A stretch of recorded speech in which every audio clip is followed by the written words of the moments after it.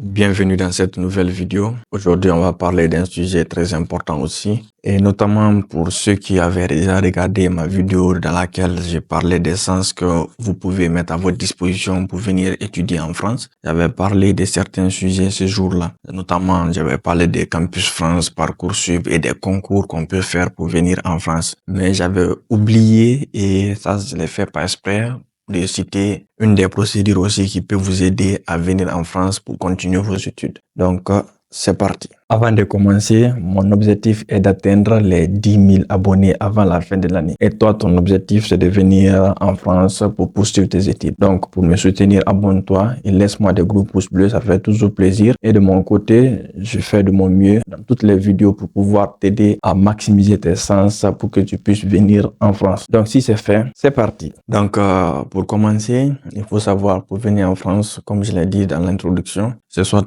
tu passes par Campus France, soit tu passes par Parcoursup, soit tu fais un concours. Et la quatrième méthode, elle est même pas un peu, elle est liée à Campus France aussi. Mais c'est ce qu'on va appeler de postuler dans tout ce qui est université non connectée à Campus France. Donc, on va parler des universités privées aujourd'hui. Maintenant, ce que je voulais dire avant de commencer, parce que ça fait un petit moment, je parle pas d'université privée et tout. J'ai mes raisons pourquoi je ne parle pas de cela, mais je vais vous expliquer un peu comment ça se passe. Donc, comme Campus France, vous allez chercher à postuler aussi dans les universités privées. Et les universités privées en France, il y en a beaucoup.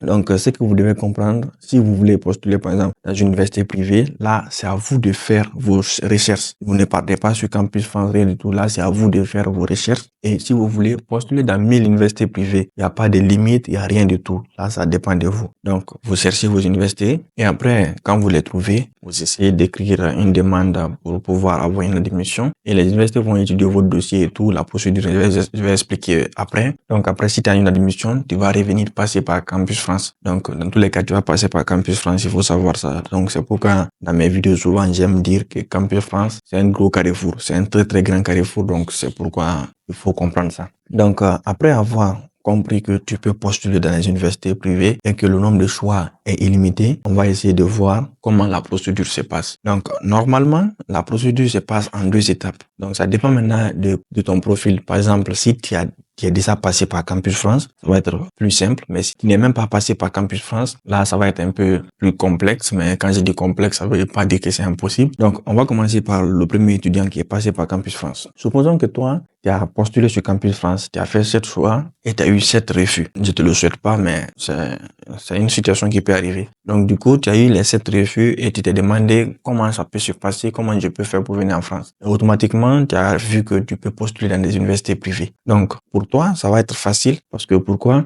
Tu es déjà passé par Campus France et normalement, tu as déjà fait un entretien. Donc, déjà là, c'est bon. Donc, maintenant, tu vas faire quoi? Tu vas chercher le nom de tes universités sur Google. Tu mets simplement université privée en France et tu vas avoir beaucoup d'universités. Donc, tu te renseignes bien en fonction de ta formation. Quelle est l'université privée vraiment qui peut convenir à ta situation. Donc, c'est très important de prendre le temps et de faire les recherches là parce que pourquoi? Après, je vais vous expliquer ça à la fin de la vidéo, mais c'est très important quand même de faire les recherches. Donc, quand tu vas trouver ton université, tu vas aller sur le site et tout. Il y a une partie forcément où c'est écrit admission ou contact. Donc, tu vas prendre un des deux, tu vas contacter, tu vas envoyer ta demande, tu vas remplir. Tu as des dossiers à remplir, tu vas remplir et tu vas fournir tes documents. Les universités vont étudier et sûrement tu vas passer un entretien avec l'université. Et l'entretien, tu vas le faire en ligne. Donc, tu vas faire un entretien en ligne avec l'université et après maintenant, si l'université t'accepte, ils vont te donner un accord préalable d'inscription ou bien un titre d'admission, je sais pas moi. Donc,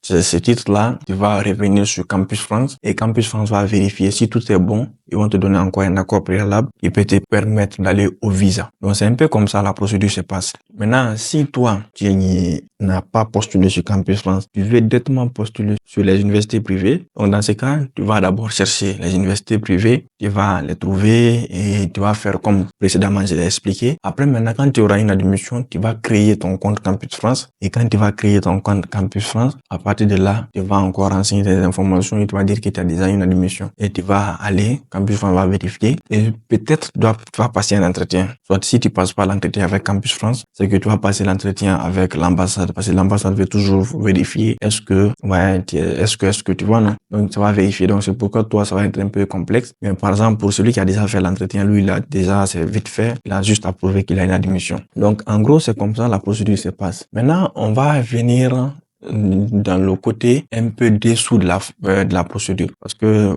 pour avoir une admission dans une université privée, il y a deux choses importantes, il faut savoir. La première chose importante ici, c'est que tu dois payer la moitié des frais. Donc, qu'est-ce que les universités privées veulent? Quand tu déposes ton dossier et tout, ils vont vérifier, ils vont t'accepter, mais ils vont te dire pour t'accepter et garantir que tu vas venir, tu vas payer la moitié de ta formation. Donc, ça dépend du prix. Donc, comment tu vas payer la moitié. Donc, quand tu payes la moitié, essentiellement, maintenant, tu peux avoir ton accord d'admission. Mais si tu ne payes pas la moitié, c'est sûr que tu ne vas pas avoir d'admission. Donc, il faut vraiment payer la moitié. Donc, la deuxième chose à comprendre dans cette partie, postuler dans une université privée, personnellement, je pense que ce n'est pas donné à tout le monde. Pourquoi je dis c'est pas donné à tout le monde? C'est cher, c'est très cher.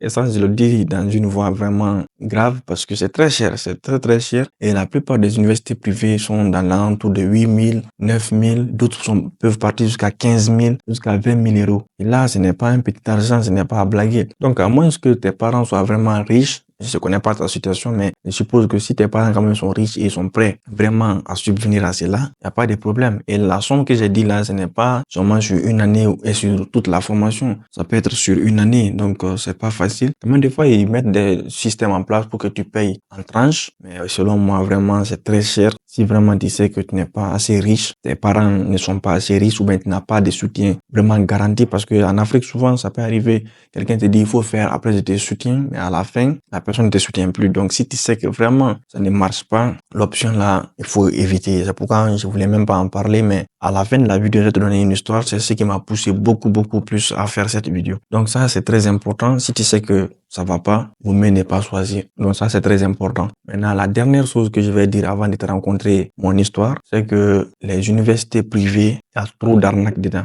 Il y a beaucoup d'arnaques. Pourquoi j'ai dit il y a beaucoup d'arnaques? Il y en a beaucoup d'universités privées ici en France qui sont pas reconnues par le ministère de l'enseignement supérieur. Et si une université n'est pas reconnue par le ministère de l'enseignement supérieur, ça veut dire que le diplôme que cette université va donner ne vaut rien. Ça fait mal, mais ça ne vaut rien. Donc, ce qui fait mal, c'est quand tu viens, par exemple, dans ces genres d'université, tu termines et ton diplôme n'est pas reconnu. Et ça fait très mal. Donc, c'est pourquoi j'ai dit précédemment, il faut prendre le temps. Tu fais très bien la recherche et tu te rassures, est-ce que l'université là est reconnue par le ministère de l'enseignement supérieur. Il y a les moyens pour ça, pour savoir. Donc, tu te rassures, est-ce que si c'est reconnu, est-ce que la formation ou le diplôme que j'aurai à la fin est reconnu par l'enseignement supérieur français? Donc, si l'enseignement supérieur français reconnaît, il n'y a pas de problème. Donc là, tu es sauvé. Donc ça, c'est très important à retenir. Et maintenant, je vais terminer par te raconter une petite histoire. Donc cette histoire, on me l'a racontée ici et c'est quand je suis venu ici, là, j'ai un grand. Avec ce grand-là, je causais, il m'a expliqué. Donc, je te raconte l'histoire, ce n'est pas pour te décourager, mais c'était pour te mettre en garde. Donc c'est toujours concernant les universités privées. Donc il a un ami à lui qui a postulé depuis l'Afrique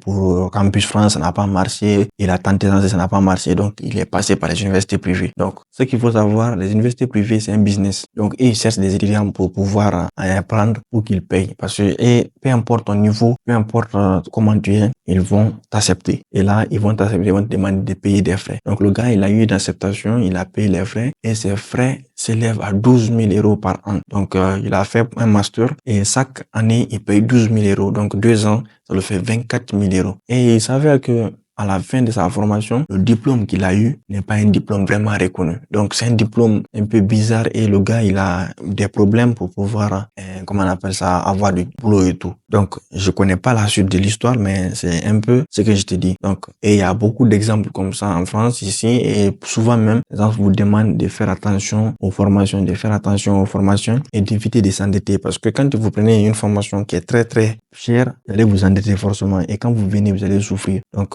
c'est pourquoi moi, personnellement, je vous recommande, si vous voulez choisir une université privée, regardez d'abord le tarif. Et si vous voyez que ça ne vous intéresse pas, laissez tomber. Et encore, d'abord vérifier est-ce que l'université est reconnue. Parce que rien ne fait mal quand tu finis et que ton diplôme n'est pas reconnu et tu peux avoir un boulot, ça fait très mal. C'est toutes ces raisons qui m'ont poussé à faire cette vidéo. Pour vous expliquer un peu comment la procédure se passe, bien sûr, mais vous mettre aussi en garde de faire attention. Je ne dis pas que toutes les universités privées qui sont là sont des arnaques, non, j'ai pas dit ça. J'ai juste précisé qu'il y a des universités qui sont pas reconnues. Et ça, c'est une vérité et tout le monde connaît ça. Que ce soit des écoles de commerce ou des écoles d'ingénieurs ou n'importe quoi, il y a des écoles vraiment qui sont pas reconnues par l'État. Et si l'État ne reconnaît pas, bah, si tu fais une formation là-bas, ça sera une formation en coulisses, on va dire. Donc, arrivé là, j'espère que j'ai pu vraiment t'aider et t'éclaircir un peu comment ça se passe. Et si c'est le cas, n'hésite pas à me le faire savoir dans l'espace commentaire. Me laisser un gros pouce bleu, ça fait toujours plaisir. Et voilà, si tu as d'autres questions et tout, tu peux m'écrire sur Instagram et j'essaierai de te répondre. Et sur ce, on va se dire à très bientôt pour de nouvelles vidéos.